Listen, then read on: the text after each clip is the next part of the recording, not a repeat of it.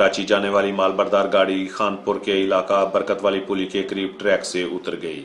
मालगाड़ी की 13 वैगनें पटड़ी से उतर जाने के बायस अप डाउन ट्रैक की फौरी तौर पर ट्रैफिक मुअत्तल कर दी गई। 17 घंटे गुजर जाने के बाद अप ट्रैक बहाल कर दिया गया, जबकि डाउन ट्रैक को मजीद 3 घंटे का वक्त दरकार था।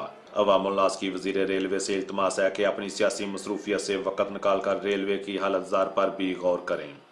अगर यही हादसा मुसाफिर ट्रेन को पेश आता तो आज दर्जनों घरों के चिराग गुल होने के बायस इन घरों में सफ़े मातम बिछी होती। हादसा इस कदर शदीद था कि मालगाड़ी के व्हील करीबी फसलों में जा गिरे और हुकूमत पहले की तरह जख्मियों और मरने वालों को 2-3 लाख का चेक थमा देती और हुक्म खुदाबंदी का दर्स देती हुई नजर आती।